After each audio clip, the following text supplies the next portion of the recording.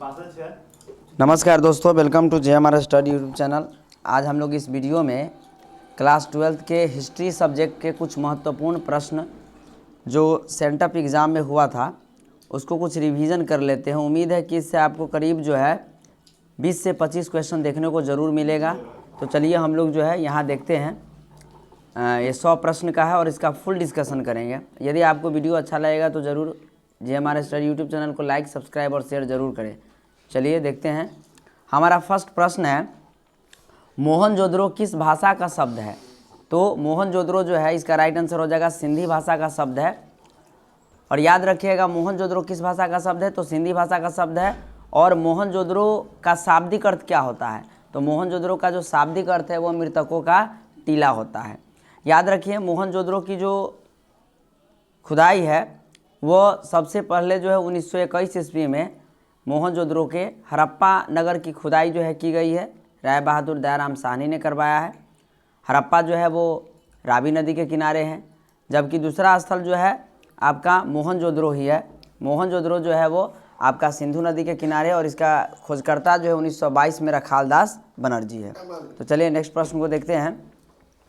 Next प्रश्न आपका यही है कि भाई राय बहादुर दयाराम साहनी ने कहाँ उत्खनन करवाया? तो राय बहादुर दयाराम साहनी ने हड़प्पा में उत्खनन करवाया था, और ये 1921 ईस्वी में करवाया था। कब करवाया था? 1921 ईस्वी में। नेक्स्ट प्रश्न को देखते हैं। हड़प्पा सभ्यता किस युग की सभ्यता है? बहुत VVI प्रश्न और कई बार एग्जाम में पूछा गया है कि हड़प्पा सभ्यता किस युग की सभ्यता है। तो ये कांस्य युग की सभ्यता है। हड़प्पा में जो है कांसा, तांबा, सोना, चांदी ये सभी मिले हैं, लेकिन हड़प्पा में कहीं से भी लोहे का कहीं से कोई प्रमाण नहीं मिला है। तो आप इसको याद रखेंगे कि हड़प्पा सभ्यता का जो है किस युग की सभ्यता है? तो कांस्य युगीन सभ्यता है। ऑप्शन नंबर डी हो जाएगा आंसर। क्वेश्चन नंबर 4 है, सिंधु घाटी निवासियों को किस धातु का ज्ञान नहीं था? अभी मैंने बताया आपको, सोना का ज्ञान था, चांदी का ज्ञान था, तांबा का ज्ञान था, लेकिन लोहा का ज्ञान नहीं था। ऑप्शन नंबर सी हो जाएगा इसका राइट आंसर। नेक्स्ट प्रश्न देखिए, हड़प्पा सभ्यता का सबसे बड़ा नगर कौन था? तो हड़प्पा सभ्यता का सबसे बड़ा नगर जो है वो मोहनजोदड़ो है। याद रखिएगा, मोहनजोदड़ो जो है वह हड़प्पा सभ्यता का सबसे बड़ा नगर था। ऑप्शन नंबर ए हो जाएगा। 6 नंबर क्वेश्चन, मोहनजोदड़ो किस नदी के किनारे स्थित है? अभी मैंने बताया था कि मोहनजोदड़ो जो है वह सिंधु नदी के किनारे है, और इसकी खोज 1922 ईस्वी में रखालदास बनर्जी RD बनर्जी ने किया है। तो 6 का राइट आंसर डी हो जाएगा। नेक्स्ट प्रश्न को देखते हैं, हड़प्पा किस नदी के किनारे स्थित है? तो हड़प्पा जो है वह रावी नदी के किनारे है, और इसकी खोज 1921 ईस्वी में राय बहादुर दयाराम साहनी ने करवाया था। नेक्स्ट प्रश्न आपको देखते हैं यहाँ पर कि अशोक के किस शिलालेख से कलिंग विजय का पता चलता है? तो अशोक के 13वें शिलालेख से कलिंग विजय का जो है आपका पता चलता है। और ये कलिंग विजय कब किया गया था? तो 261 BC में किया गया था। याद रखिएगा दोस्तों कि कलिंग विजय जो है वो अशोक के द्वारा 261 BC में किया गया था। कलिंग विजय के उपरांत ही नेक्स्ट प्रश्न है यहाँ पर, समुद्रगुप्त का वर्णन किस अभिलेख में है? तो समुद्रगुप्त का अब जो वर्णन है वो प्रयाग प्रशस्ति में है। प्रयाग प्रशस्ति का लेखक जो है वो हरिसेन है। याद रखिएगा। नेक्स्ट प्रश्न है, इंडिका की रचना किसने की है? तो इंडिका की रचना जो है वो मेगास्थनीज ने किया है। मेगास्थनीज एक यूनानी राजदूत था जो सेल्यूकस निकेटर का राजदूत बनकर के चंद्रगुप्त मौर्य के दरबार में आया था, और इनकी प्रमुख कृति का नाम इंडिका है, जिसमें पाटलिपुत्र का वर्णन किया गया है। नेक्स्ट प्रश्न है, बिंदुसार किसका पुत्र था? तो बिंदुसार किसका पुत्र था? तो बिंदुसार जो है, बिंदुसार किसका पुत्र का यानी पुत्र था होगा। तो ये बिंदुसार जो है वो चंद्रगुप्त मौर्य का पुत्र था, और बिंदुसार के पुत्र जो कौन थे वो अशोक थे। इसको याद रखिएगा, बिंदुसार किसका पुत्र था? तो चंद्रगुप्त मौर्य का। नेक्स्ट है 12 नंबर प्रश्न कि चंद्रगुप्त मौर्य ने किस वंश को पराजित कर गद्दी हासिल की थी? तो ये नंद वंश को पराजित कर, नंद वंश के शासक थे घनानंद को पराजित करके जो है चंद्रगुप्त मौर्य ने मौर्य वंश की स्थापना की थी। इसको याद रखेंगे। 12 का ये हो जाएगा। 13 नंबर क्वेश्चन है, अंगुत्तर निकाय किसका धर्म ग्रंथ है? तो अंगुत्तर निकाय याद रखिएगा बौद्ध ग्रंथ है। अंगुत्तर जो निकाय है वो किस धर्म का ग्रंथ है? तो बौद्ध धर्म का है। और इस अंगुत्तर निकाय में 16 महाजनपदों का उल्लेख किया गया है। याद रखेंगे कि बौद्ध ग्रंथ अंगुत्तर निकाय में जो है आपको 16 महाजनपदों का उल्लेख मिलता है। साथ ही साथ भगवती सूत्र जो जैन ग्रंथ है उनमें भी जो है 16 महाजनपदों का उल्लेख किया गया है। नेक्स्ट प्रश्न है, मगध की राजधानी कहाँ थी? तो मगध 16 महाजनपदों में सबसे शक्तिशाली और सबसे जो बड़ा जनपद था वो था आपका मगध महाजनपद, और इसकी राजधानी जो थी वो राजगृह थी। चूँकि प्रारंभिक राजधानी राजगृह थी, बाद में पाटलिपुत्र हुआ है, लेकिन यहाँ पर राजधानी पूछा गया है कहाँ थी, तो मगध की राजधानी प्रारंभिक राजगृह थी। नेक्स्ट है, नालंदा महाविहार किसने बनवाया था? तो नालंदा महाविहार जो है वो कुमारगुप्त प्रथम ने बनवाया था। ऑप्शन नंबर सी हो जाएगा। नेक्स्ट प्रश्न है आपका 16 नंबर क्वेश्चन का कि अर्थशास्त्र के लेखक कौन है? तो अर्थशास्त्र के लेखक जो है वो आपका कौटिल्य या चाणक्य या विष्णुगुप्त है। ये अर्थशास्त्र के लेखक चाणक्य, विष्णुगुप्त या कौटिल्य थे। ये किसके दरबार में थे? चंद्रगुप्त मौर्य के दरबार में थे, और ये चंद्रगुप्त मौर्य का प्रधानमंत्री भी थे। महाभाष्य की रचना किस भाषा में किया गया है? सॉरी, महाभारत का रचना जो है वो किस भाषा में किया गया है? तो महाभारत की रचना जो है वो संस्कृत भाषा में किया गया है। ऑप्शन नंबर ए हो जाएगा। नेक्स्ट है, संलेखन जो है किस धर्म की मृत्यु विधान है? तो संलेखना विधि के द्वारा जो जिसमें अन्न जल को त्याग करके शरीर को त्याग कर दिया जाता है, ये जैन धर्म का जो है मृत्यु विधान है, इसको याद रखेंगे। इसी संलेखन विधि से जो है चंद्रगुप्त मौर्य ने अपने प्राण जो है वो श्रवण बेलगोला के स्थित जो है गोमतेश्वर की पहाड़ी पर अपना जो है प्राण त्याग दिया था।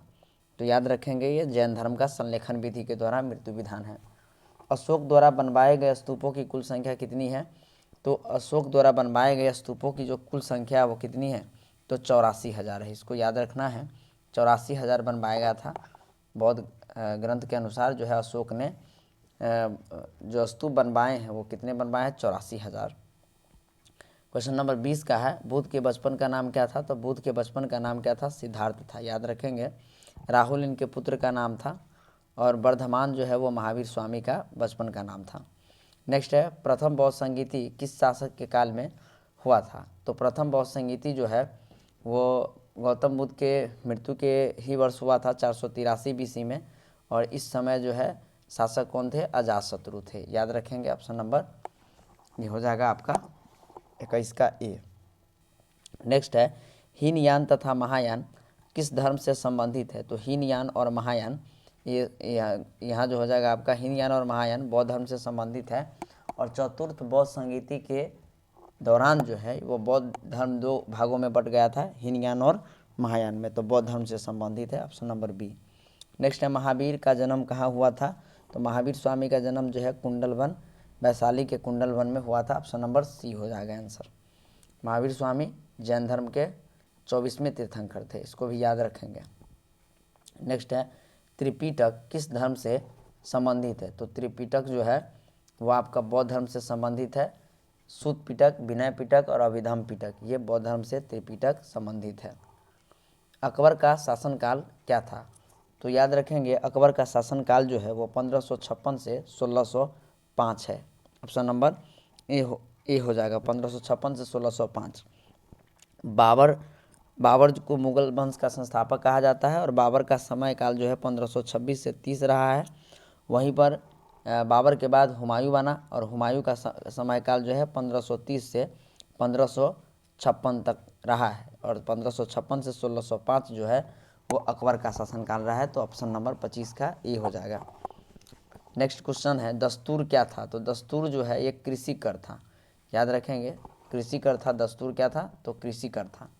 नेक्स्ट प्रश्न है 27 के बाद 28, भारत में तंबाकू का पौधा लगाया गया था। तो भारत में तंबाकू का पौधा जो है वो पुर्तगालियों के द्वारा लगवाया गया था। ऑप्शन नंबर सी हो जाएगा। नेक्स्ट प्रश्न है, कुतुब मीनार का निर्माण किसने आरंभ किया था? तो आरंभ जो है वह कुतुबुद्दीन ऐबक ने किया था। याद रखिएगा, जो गुलाम वंश के संस्थापक भी था दिल्ली सल्तनत में। दिल्ली सल्तनत का भी संस्थापक के रूप में कुतुबुद्दीन ऐबक को ही जाना जाता है। तो कुतुब मीनार का जो निर्माण कार्य जो है प्रारंभ किया है वो कुतुबुद्दीन ऐबक ने किया है। Option number C. 30 number question है, तुजुक ए जहांगीरी की रचना किसने किया है? तो तुजुक ए जहांगीरी की रचना जो है वह जहांगीर ने किया है। यह जहांगीर की आत्मकथा है, ऑटोबायोग्राफी है, इसको याद रखेंगे। ताजमहल का निर्माण किसने करवाया है? तो ताजमहल का निर्माण जो है वह किसने करवाया है? तो शाहजहां ने करवाया है। कब करवाया है इसको भी आप याद रखिएगा कि ताजमहल का निर्माण जो है वह कब करवाया गया है। तो ये ताजमहल का निर्माण जो है वो 1632 ईस्वी के करीब में जो है ये शाहजहां के द्वारा किया गया है।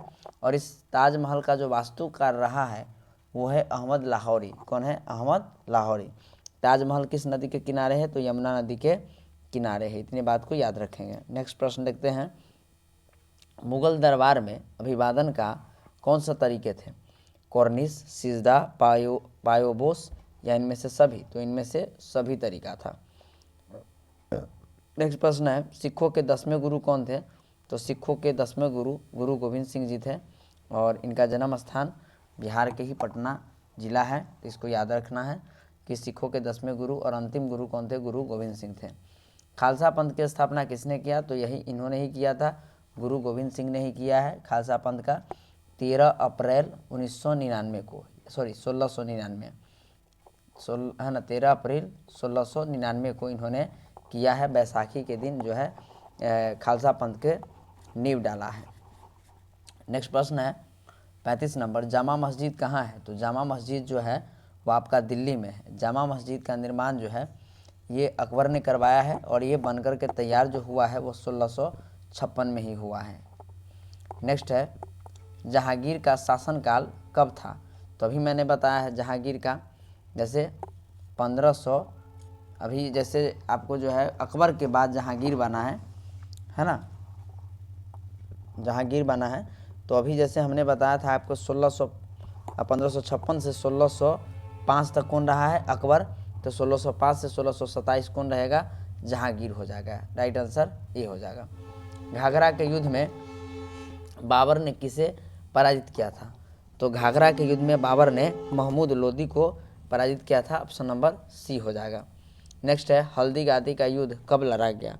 तो हल्दी घाटी का युद्ध जो है वह कब लड़ा गया? तो 1576 में लड़ा गया था। तो इसको याद रखेंगे, 1576 में जो है हल्दी घाटी का युद्ध लड़ा गया था। ऑप्शन नंबर डी हो जाएगा। Right answer D. नेक्स्ट प्रश्न है, तानसेन किसके दरबार के प्रख्यात गायक थे? तो तानसेन अकबर के दरबार के प्रख्यात गायक थे। ये नवरत्नों में से शामिल थे। अकबर के दरबार में 9 रत्न थे जिनमें तानसेन का भी नाम आता है। नेक्स्ट प्रश्न है क्वेश्चन नंबर 40, तालीकोटा का युद्ध कब लड़ा गया? तो देखिए तालीकोटा का युद्ध जो है वह तालीकोटा या राक्षस तांगरी का युद्ध जिसको कहते हैं 23 जनवरी 1565 को लड़ा गया था। ऑप्शन नंबर बी हो जाएगा। ये बहमनी साम्राज्य और विजयनगर साम्राज्य के बीच में लड़ा गया था और इसी युद्ध के बाद विजयनगर साम्राज्य का जो है पतन होना शुरू हो गया था 23 जनवरी 1565। नेक्स्ट प्रश्न है, विजयनगर साम्राज्य की नींव किसने रखा है? तो विजयनगर साम्राज्य की अगर बात करें 41 देखिए यहाँ पर कि विजयनगर साम्राज्य की स्थापना किसने किया है? तो 1336 में हरिहर और बुक्का नामक 2 भाइयों ने किया है। ये MBT के समय मोहम्मद बिन तुगलक के समय ही इसका निर्माण किया गया है। तेनालीराम का संबंध किस साम्राज्य से है? तो विजयनगर साम्राज्य से है। ये कृष्णदेव राय के दरबार में अष्टदिग्गजों में से एक थे। अमुक्तमाल्यदा किसने लिखा है? तो अमुक्तमाल्यदा जो है वो कृष्णदेव राय ने लिखा है। 43 का डी हो जाएगा। नेक्स्ट प्रश्न है, गोपुरम से आप क्या समझते हैं? तो गोपुरम जो है दक्षिण भारत में मंदिरों का प्रवेश द्वार होता था। ये विजयनगर साम्राज्य में भी था। ये गोपुरम जो है जो भी मंदिर के द्वार जो है ऊंचे ऊंचे बनाए जाते थे, इसका मेन जो है विजय से संबंधित जो है जोड़ा जाता है। तो गोपुरम से क्या मतलब है कि मंदिरों के प्रवेश द्वार को गोपुरम दक्षिण भारत में कहा गया है। विजयनगर की यात्रा करने वाला पहला विदेशी यात्री कौन था? तो याद रखिएगा, विजयनगर की यात्रा करने वाला पहला विदेशी यात्री निकोलो कोंटी था। कैसे? तो यह निकोलो कोंटी इटली का जो है वह यात्री था, इटली का रहने वाला था और ये आया कब था? 1420 से 22 में आया था।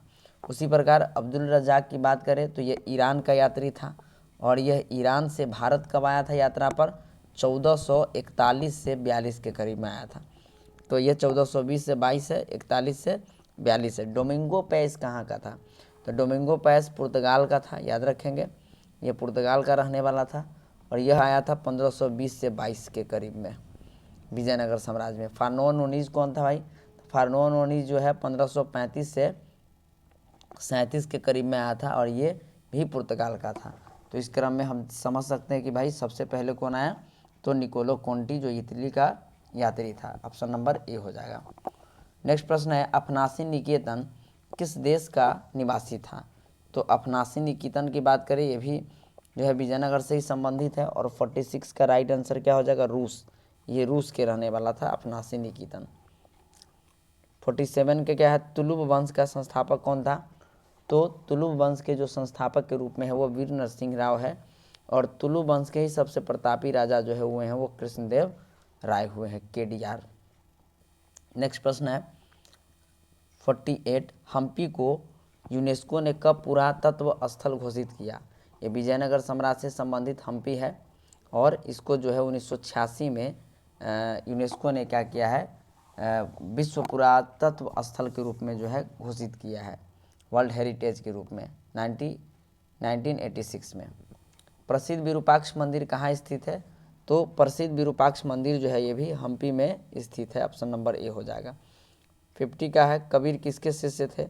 तो कबीर जो है वह रामानंद के शिष्य थे और कबीर के उपदेश जो है वो बीजक में संग्रहित है और इसको याद रखेंगे, ये किसका है? बीजक लिखा गया है कबीर के द्वारा। नेक्स्ट है, चैतन्य महाप्रभु किसके उपासक थे? तो चैतन्य महाप्रभु जो है वो कृष्ण भगवान के उपासक थे, कृष्ण के थे। तो इसमें ऑप्शन में कहीं नहीं दिख रहा है, ऑप्शन नंबर डी हो जाएगा, इनमें से कोई नहीं। 52 का, शेख सलीम चिश्ती का दरगाह कहाँ है? शेख सलीम चिश्ती का दरगाह जो है फतेहपुर सीकरी में है। 53 में खालसा पंथ की स्थापना कब हुई है?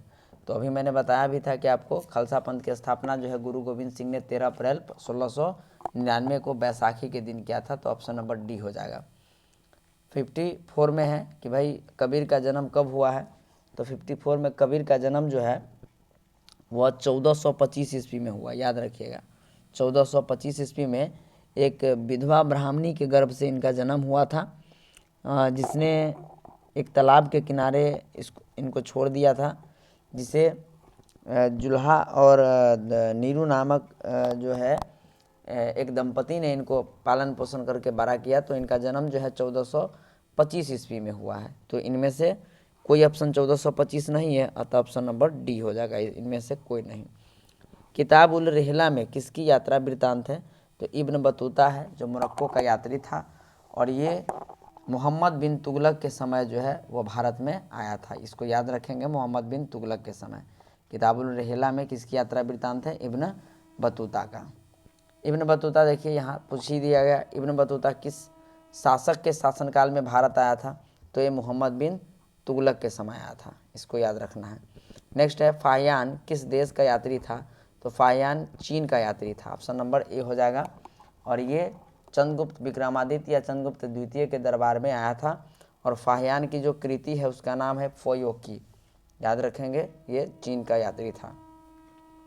और इनका उद्देश्य क्या था भाई फाहियान का भारत आने का? तो बौद्ध धर्म से संबंधित ग्रंथों को कलेक्ट करने के लिए ये भारत आए थे। सिद्धू कान्हू किस विद्रोह के नेता थे? तो सिद्धू कान्हू जो है वो संथाल विद्रोह के नेता थे और ये कब हुआ है संथाल विद्रोह?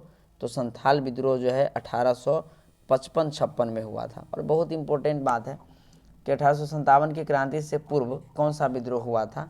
तो यही विद्रोह है आपका संथाल विद्रोह हुआ था। चूँकि 1857 में विद्रोह हुआ था, सैनिक विद्रोह या भारत का प्रथम स्वतंत्रता संग्राम जो है वो 1857 में ही हुआ है। तो उससे पहले जस्ट पहले जो है संथाल विद्रोह 1855-56 में हुआ है और ये दो भाई थे, सिद्धू कान्हू चांद भैरव, है ना, ये सभी जो है भाई ही थे। इन सभी लोगों ने मिल करके जो है, लेकिन ज़्यादा नाम जो है चर्चित है सिद्धू और कान्हू जी का, संथाल विद्रोह। नेक्स्ट है, प्लासी का युद्ध कब लड़ा गया? तो याद रखेंगे प्लासी का युद्ध 23 जून 1757 को लड़ा गया है। ये प्लासी का युद्ध, प्लासी का जो है वो बंगाल में है और ये प्लासी का युद्ध जो है बंगाल का नवाब उस समय था सिराजुद्दौला उनके और रॉबर्ट क्लाइव के बीच में जो है ये हुआ था। इस युद्ध में जो है अंग्रेज़ों की विजय मिली और वहीं से जो है समझिए भारत में ईस्ट इंडिया कंपनी का एस्टेब्लिशमेंट शुरू हो गया था। हालांकि 1764 के बक्सर के युद्ध के बाद जो है ये मुहर पूरा लग गया कि अब भारत में अंग्रेजी शासन शुरू हो जाएंगे, क्योंकि 65 में इलाहाबाद के 1765 में इलाहाबाद की संधि भी ला दी गई। तो इस तरह से बहुत डिटेल है, बट याद रखिए आप प्लासी का युद्ध कब लड़ा गया, तो 1757 23 जून 1757 को। नेक्स्ट है अस्थाई बंदोबस्त किससे जुड़ा हुआ है।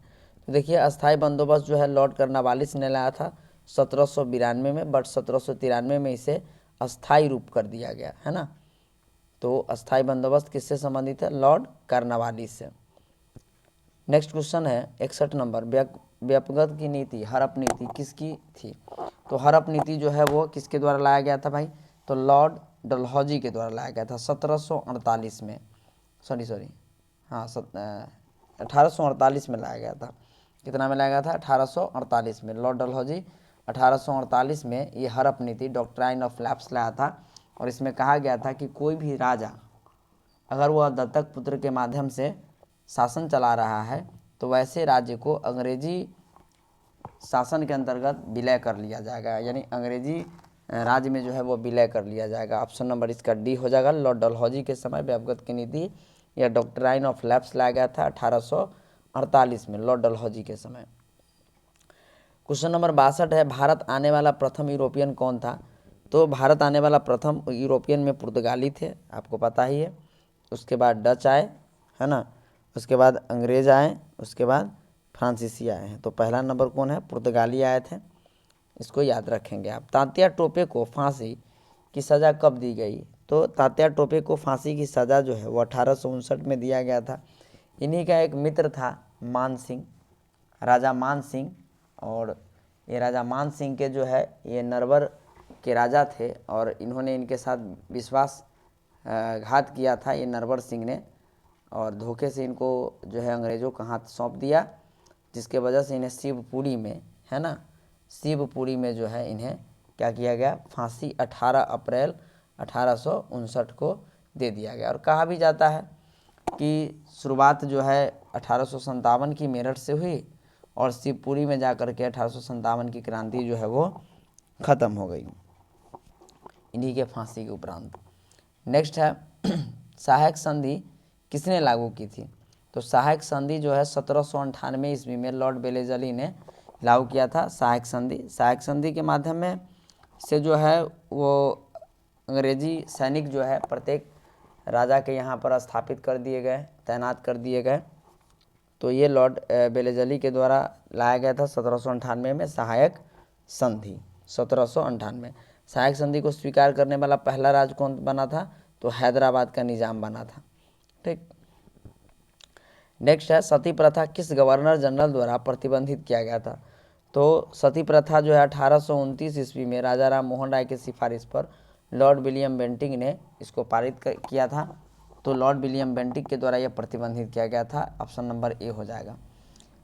नेक्स्ट क्वेश्चन है 66 नंबर, डाक अधिनियम किस वर्ष पारित हुआ था। तो डाक अधिनियम याद रखिएगा 1854 ईस्वी में पारित किया गया था, और इसके तहत जो है सिपाही को, सैनिकों को कहा गया था कि उनके पत्र पर जो है अब स्टैंप लगेगा, जिसके लिए उन्हें पैसा देने पड़ेंगे, जिससे सैनिकों को लगा कि भाई उनके आत्मसम्मान से संबंधित ये मामला आ गया है। और 1857 की क्रांति में जो सैन्य विद्रोह हुआ था, या सैन्य कारण कह सकते, उसमें ये भी एक प्रमुख कारण रहा था 1854 का डाक अधिनियम, जो लॉर्ड डलहौजी के द्वारा लाया गया था। नेक्स्ट है पटना में 1857 की क्रांति का नेतृत्व किसने किया था। तो पटना में 1857 की क्रांति का नेतृत्व जो है वीर कुंवर सिंह ने किया था। ये 80 साल का बुजुर्ग था, लेकिन इन्होंने जो है अपनी एक अहम भूमिका 1857 की क्रांति में निभाई है, और ये आरा के जगदीशपुर के रहने वाले थे। तो इस तरह से इनको याद रखिएगा कि पटना में 1857 की क्रांति का नेतृत्व किसने किया है, तो वीर कुंवर सिंह ने।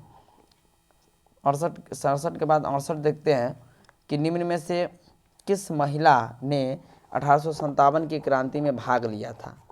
तो बेगम हजरत महल आपको याद ही है, कि बेगम हजरत महल जो है वो कहाँ की है, लखनऊ की है। और अवध में जो है 1857 की क्रांति का जो नेतृत्व कर रही है वो कौन कर रही है, बेगम हजरत महल। अजीजन बाई एक नर्तकी थी और ये कानपुर की रहने वाली थी। और ये क्या थी, नर्तकी थी। नर्तकी होते हुए भी इन्होंने 1857 की क्रांति में सैनिक वेशभूषा में कपड़ा पहना था और लोगों को प्रेरित किया था आंदोलन के लिए। तो याद रखिएगा, अजीजन बाई क्या थी, अजीजन बाई एक नर्तकी थी। झलकरी बाई कौन थी, इनका भी नाम तो बहुत ही प्रचलित है। ये समझिए झांसी की रानी लक्ष्मीबाई की फ़ोटोकॉपी थी। और आपको पता ही है कि जब कहा जाता है कि अंग्रेज़ों ने झांसी को चारों तरफ से घेर लिया था, जहाँ से रानी लक्ष्मीबाई का निकलना बहुत ही मुश्किल हो गया था, वहाँ पर ये झलकारी बाई ने उनका रूप धारण कर लिया और अंग्रेज़ों को जो है इसमें चकमा देने का काम किया था। और जिसके वजह से जो है इनके पीछे अंग्रेज़ पड़ गए और रानी लक्ष्मीबाई किसी तरह से जो है महल से निकल गई थी। तो इस तरह से आप देख सकते हैं कि तीनों आदमी जो है 1857 की क्रांति में भाग ली थी। तो इसमें से सभी ऑप्शन हो जाएगा option number D. 69 number question है, रानी लक्ष्मीबाई को और किस नाम से पुकारा जाता है। तो रानी लक्ष्मीबाई को जो है ये मनुकर्णिका, छबीली, मनु, इन सभी नाम से जाना जाता है। सभी इनका बचपन का नाम है।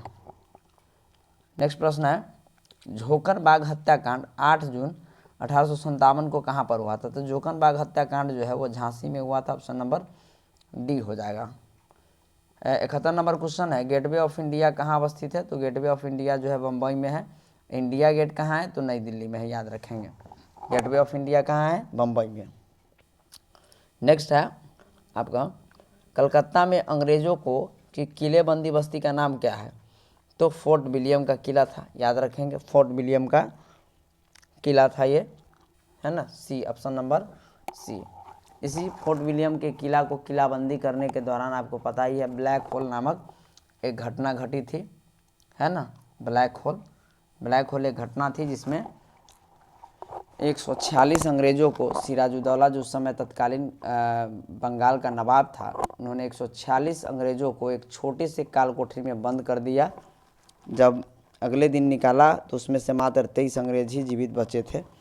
इसी को ब्लैक होल की घटना भी कहा जाता है। तो ये फोर्ट विलियम का किला कहाँ था, तो कलकत्ता में था। पुर्तगालियों ने गोवा पर कब अधिकार किया। तो पुर्तगालियों ने गोवा पर जो है 1510 ईस्वी में अधिकार कर लिया है। और सबसे अंत में यही लोग गए हैं भारत से। 1961 के करीब में जो है ये लोग भारत को खाली किए हैं। तो पुर्तगालियों ने गोवा पर कब अधिकार किया, 1510 में। 7 द्वीपों का नगर किसको कहा जाता है। तो बम्बई को कहा जाता है, ऑप्शन नंबर ए हो जाएगा। नेक्स्ट है, वास्को डी गामा भारत कब आया। 17 मई 1498, याद रखेंगे, 17 मई 1498 को ये वास्को डी गामा भारत आया था। नेक्स्ट प्रश्न है आपका, महात्मा गांधी का जन्म कब हुआ। तो महात्मा गांधी का जन्म तो आप जान ही रहे हैं, 2 अक्टूबर 1869 पोरबंदर गुजरात में इनका जन्म हुआ है। महात्मा गांधी जो भारतीय राष्ट्रीय आंदोलन के एक बहुत बड़े नायक, जिन्होंने अपनी भूमिका 1915 से लेकर और 1948 तक कुछ न कुछ परिस्थिति में इन्होंने देने का काम किया है। नेक्स्ट है, महात्मा गांधी ने पहला किसान आंदोलन कहाँ से शुरू किया था। तो चंपारण से शुरू किया था। 1917 चंपारण सत्याग्रह, नील की खेती के लिए किसानों को मुक्ति दिलाने का काम इन्होंने किया था। नेक्स्ट है 77 के बाद 78 नंबर क्वेश्चन, सविनय अवज्ञा आंदोलन कब आरंभ किया गया। तो सविनय अवज्ञा आंदोलन जो है वो 1930 में शुरू किया गया था। तो याद रखेंगे 1930 में सविनय अवज्ञा आंदोलन महात्मा गांधी के द्वारा चलाया गया था। और इस आंदोलन का जो मुख्य उद्देश्य आप जान ही रहे हैं कि भाई नमक जैसे सामान्य वस्तु पर भी जो है अंग्रेज़ों ने टैक्स लगा दिया था, जिसके वजह से महात्मा गांधी 15 मार्च 1930 को अपने जो है कितने अनुयायियों के साथ, तो अपने 78 अनुयायियों के साथ इन्होंने जो है दांडी की यात्रा किया और वहाँ पर जा कर के जो है इन्होंने नमक बनाने का काम किया और नमक बना करके जो है नमक कानून का उल्लंघन भी किया। तो 1930 हो जाएगा। सविनय अवज्ञा आंदोलन कब प्रारंभ हुआ, तो 1930 में। नेक्स्ट प्रश्न है, चंपारण सत्याग्रह कब शुरू हुआ। अभी मैंने बताया 1917 में। राजकुमार शुक्ल जो भितिहरवा मोतिहारी के चंपारण के रहने वाले थे, उन्होंने महात्मा गांधी को निमंत्रण भेजा कि आप हम किसानों को जो है न्याय दिलाने का काम कीजिए। तो महात्मा गांधी ने 1917 में चंपारण सत्याग्रह करने का काम किया, जो प्रथम किसान आंदोलन था महात्मा गांधी का भारत में। नेक्स्ट है 79 के बाद 80 नंबर क्वेश्चन, भारत छोड़ो आंदोलन किस वर्ष हुआ? तो भारत छोड़ो आंदोलन आप जान ही रहे 8 अगस्त 1942 को महात्मा गांधी द्वारा ये शुरू किया गया था। बट इसमें बड़े बड़े जितने भी नेताओं थे उन सभी को ऑपरेशन जीरो आवर के तहत जो है गिरफ्तार कर लिया गया था। बट यह आंदोलन बहुत ही व्यापक तरीके से आम जन लोगों के द्वारा चलाया गया, और इसी आंदोलन के दौरान महात्मा गांधी ने करो या मरो का नारा भी लगाया था। नेक्स्ट क्वेश्चन है कि महात्मा गांधी दक्षिण अफ्रीका से भारत कब वापस आए? तो महात्मा गांधी जो है दक्षिण अफ्रीका से भारत कब आए? तो 9 जनवरी 1915 को आए थे। इसको याद रखेंगे, 9 जनवरी 1915 को, और 9 जनवरी को है ना अप्रवासी भारतीय दिवस भी मनाया जाता है। ठीक, तो अब ऑप्शन नंबर क्या हो जाएगा 81 का डी। नेक्स्ट प्रश्न है करो या मरो का नारा, अभी मैंने बताया करो या मारो का नारा जो है किसने दिया है? तो महात्मा गांधी ने दिया है किस आंदोलन के दौरान? भारत छोड़ो आंदोलन के दौरान। नेक्स्ट प्रश्न है आपका 1942 में कौन सा आंदोलन चला? अभी वही बात, भारत छोड़ो आंदोलन 8 अगस्त 1942 को। खिलाफत आंदोलन की बात करें तो 1919 में चला था। असहयोग आंदोलन कब चला था? तो ये चला था 1920 से 22 तक चला था। सविनय अवज्ञा आंदोलन कब चला? 1930 में चला है। और भारत छोड़ो आंदोलन 1942 में। ठीक, नेक्स्ट प्रश्न देखिए, नमक कानून किसने तोड़ा है? तो नमक कानून अभी मैंने बताया आपको कि नमक कानून जो है वह महात्मा गांधी के द्वारा जो है तोड़ा गया। सविनय अवज्ञा आंदोलन के दौरान महात्मा गांधी ने क्या किया है? इस नमक कानून को तोड़ा है। 12 मार्च है ना, 12 मार्च 1930 को महात्मा गांधी साबरमती आश्रम से, कहाँ से? साबरमती आश्रम से अपने 78 अनुयायियों के साथ कितना, करीब 284 किलोमीटर के दूरी तय करते हुए ये जो है पहुँचते हैं। 24 दिन की यात्रा करने के बाद 6 अप्रैल को, कब पहुँचते हैं? तो 6 अप्रैल को ये कहाँ पहुँचते हैं? डांडी में पहुँचते हैं। डांडी के समुद्र तट पर पहुँच करके और ये नमक, समुद्र के पानी से नमक बना करके और नमक कानून का तोड़ने का काम करते हैं। तो नमक कानून किसने तोड़ा? महात्मा गांधी ने। सर की उपाधि किसने त्याग दी थी या वापस कर दी थी? तो रविन्द्रनाथ टैगोर ने। याद रखिएगा, रविन्द्रनाथ टैगोर ने जो है सर की उपाधि त्याग दी थी, क्योंकि जालियांवाला बाग हत्याकांड 13 अप्रैल 1919 को जो जघन्य अपराध अंग्रेजों ने किया था, इस अपराध से मर्माहत होकर, इस घटनाकांड से, हत्याकांड से मर्माहत होकर के महात्मा गांधी ने भी अपनी नाइटहुड की रविन्द्रनाथ टैगोर ने सर या नाइटहुड की उपाधि त्याग दी, और महात्मा गांधी ने भी जो है जो इनको दिया गया था उपाधि है ना, उस केसर ए हिंद का उपाधि, तो ये भी इन्होंने त्याग दिया था, महात्मा गांधी ने भी। नेक्स्ट देखते हैं, गांधी जी किसे अपना राजनीतिक गुरु मानते थे? तो महात्मा गांधी जो है राजनीतिक गुरु गोपाल कृष्ण गोखले को मानते थे। ट्रू नेशन थ्योरी किसने दिया है? तो भाई ट्रू नेशन थ्योरी जो है कहीं कहीं आपको सर सैयद अहमद खान भी मिलेगा, लेकिन आप ज़्यादा करके जो है मोहम्मद अली जिन्ना ने ही दिया था। लाहौर अधिवेशन आप जान ही रहे हैं, 1940 का लाहौर अधिवेशन, और इसमें मोहम्मद अली जिन्ना ने कहा था कि भाई भारत जो है वो 2 कौमों का देश है, हिंदू और मुस्लिम, अतः इसका 2 भाग होना चाहिए। एक हिंदू के लिए हिंदुस्तान है तो मुस्लिमों के लिए पाकिस्तान बननी चाहिए। तो टू नेशन थ्योरी जो है मोहम्मद अली जिन्ना ने भी दिया था। कहीं कहीं आपको जो है टू नेशन थ्योरी के बारे में, पीडी सावरकर के बारे में भी आपको मिलेगा देखने को, बट इसको आप याद रखिएगा, मोहम्मद अली जिन्ना। नेक्स्ट प्रश्न देखते हैं 88 नंबर, कृषि में 3 कठिया पद्धति कहाँ थी? आप जान ही रहे चंपारण में थी 3 कठिया प्रणाली, प्रत्येक 20 कट्ठा में 3 कट्ठा जो है नील की खेती करनी होती थी। तो 3 कठिया प्रणाली कहाँ था? चंपारण में। नेक्स्ट है, पूर्ण स्वराज का प्रस्ताव कांग्रेस के किस अधिवेशन में पारित हुआ था? तो लाहौर अधिवेशन 1929 में है ना, जवाहरलाल नेहरू के नेतृत्व में यह अधिवेशन हुआ था कांग्रेस का लाहौर में, और इसी अधिवेशन में पूर्ण स्वराज का प्रस्ताव कांग्रेस ने पारित किया था। नेक्स्ट प्रश्न है 90, क्रिप्स मिशन भारत कब आया था? तो क्रिप्स मिशन भारत जो है 22 मार्च 1942 को आया था क्रिप्स मिशन, और ये क्रिप्स मिशन जो है वह सफल नहीं रहा। इसका मेन जो रीज़न था क्रिप्स मिशन का भारत में आने का, वो भारतीयों का समर्थन प्राप्त करना था द्वितीय विश्व युद्ध में, बट महात्मा गांधी और जवाहरलाल नेहरू ने इसे अयोग्य करार दिया था। साथ ही साथ इन्होंने कहा था कि ये भाई डूबती बैंक के नाम अगली तारीख का चेक है, तो इसलिए जो है लोगों ने इनको अस्वीकार कर दिया। नेक्स्ट है आपका 90 के बाद 91 नंबर है, भारत को स्वतंत्रता देने की घोषणा किस ब्रिटिश प्रधानमंत्री ने किया है? तो क्लीमेंट एटली ने किया है, लेबर पार्टी के सदस्य थे, नेता थे। तो क्लीमेंट एटली ने ही घोषणा किया था कि हम भारत को क्या करेंगे, स्वतंत्रता देंगे, स्वतंत्र करेंगे। तो ऑप्शन नंबर बी हो जाएगा। नेक्स्ट प्रश्न है, पाकिस्तान ने अपना प्रथम स्वाधीनता दिवस कब मनाया? तो आप जान ही रहे हैं, पाकिस्तान जो एक दिन पहले मना लिया 14 अगस्त 1947 को। भारत अपना स्वतंत्रता दिवस मनाता है 15 अगस्त को और पाकिस्तान एक दिन पहले 14 अगस्त 1947 को। 93 नंबर क्वेश्चन कहता है कि भाई सुभाष चंद्र बोस भारतीय राष्ट्रीय कांग्रेस के अध्यक्ष कब बने थे? तो देखिए 1938 हरिपुरा अधिवेशन में भी बने थे और 1939 त्रिपुरी अधिवेशन में भी बने थे। तो ए और बी दोनों हो जाएगा, लेकिन त्रिपुरी अधिवेशन में जो है महात्मा गांधी के तरफ से महात्मा गांधी ने जो है खड़ा किया था पटाभी सीतारामैया को, और सुभाष चंद्र जो है इधर से खड़े थे इस कांग्रेस के अध्यक्ष पद पर। लेकिन सुभाष चंद्र बोस को इसमें सफलता मिली, पटाभी सीतारामैया को इसमें हार मिली थी।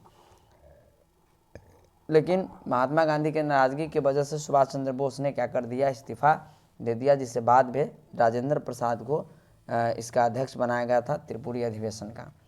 बट बने तो दोनों में थे, इसलिए ए और बी दोनों हो जाएगा। मुस्लिम लीग ने मुक्ति दिवस कब मनाया? तो मुस्लिम लीग ने जो मुक्ति दिवस मनाया है वह बनाया है 22 दिसंबर 1939 को। याद रखेंगे, मुस्लिम लीग ने मुक्ति दिवस क्यों मनाया था भाई? तो 1937 में 1935 के अधिनियम के तहत, भारत शासन अधिनियम 1935 के तहत 1937 में प्रांतों में चुनाव हुआ था। 11 प्रांतों में चुनाव हुआ 1937 में। तो 11 प्रांतों में से 7 प्रांतों में क्या हुआ था कि कांग्रेस को स्पष्ट बहुमत मिला था, ठीक, और 4 प्रांतों में यानी 3 प्रांतों में मुस्लिम लीग को मिला था, ठीक, मुस्लिम लीग को, और 1 प्रांत में मिलीजुली सरकार बनी थी। तो इससे नाखुश होकर के मुस्लिम लीग नाराज हो गई कि मात्र हमें 3 सीट पर ही जो है संतोष करना पड़ा।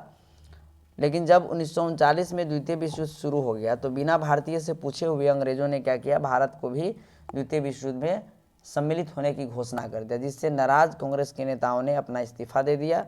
और इसी खुशी में जो है मुस्लिम लीग ने कहा कि अब देश को कांग्रेस से मुक्ति मिल गई और 22 दिसंबर 1939 को घोषणा कर दिया कि हम लोग मुक्ति दिवस मनाएंगे। तो 22 दिसंबर 1939। नेक्स्ट प्रश्न है क्वेश्चन नंबर 95, भारत का विभाजन ब्रिटिश शासन की किस योजना का? तो ये माउंटबेटन योजना के तहत, लॉर्ड माउंटबेटन योजना आया था और इसी योजना के तहत भारत और पाकिस्तान दो देश बनाए गए थे। तो ऑप्शन नंबर ए हो जाएगा माउंटबेटन योजना। 96 में है, स्वतंत्र भारत के प्रथम भारतीय गवर्नर जनरल कौन थे? तो भारतीय पूछा गया है तो क्या हो जाएगा, सी राजगोपालाचारी। ऐसे कहा था कि स्वतंत्र भारत के प्रथम गवर्नर जनरल कौन थे? तो वो कौन हो जाता, लॉर्ड माउंटबेटन। बट ये भारतीय पूछे हैं तो सी राजगोपालाचारी हो जाएगा।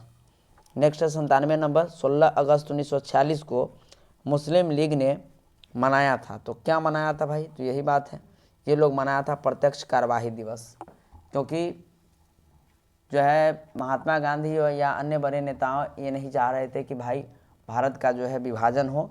तो इन लोग लगातार मुस्लिम लीग 1940 से ही मांग कर रही थी कि हमें जो है अलग देश चाहिए, अलग प्रांत चाहिए। लेकिन इनके इनकार करने की वजह से इन लोगों ने 16 अगस्त 1946 को मुस्लिम लीग ने क्या किया, प्रत्यक्ष कार्यवाही दिवस मनाया और इसमें बड़े स्तर पर इन लोगों ने क्या किया, दंगा मचाने का काम किया, जिसमें हज़ारों हज़ार की संख्या में लोग मारे गए थे। तो ये प्रत्यक्ष कार्यवाही दिवस मुस्लिम लीग के द्वारा 16 अगस्त 1946 को मनाया गया था। याद रखेंगे।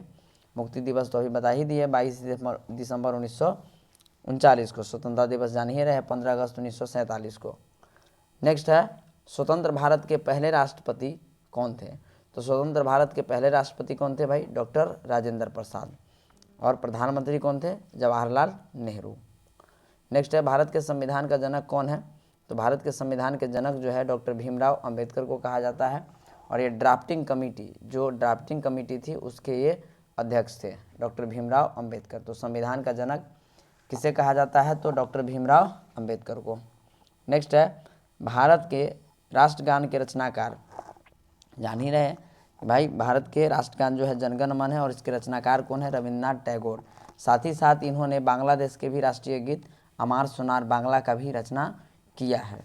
तो इस तरह से 100 महत्वपूर्ण प्रश्न जो एग्ज़ाम्स में पूछे गए थे हम उनका डिस्कशन किए हैं, साथ ही साथ उनके ऑप्शनों पर भी चर्चा किए हैं।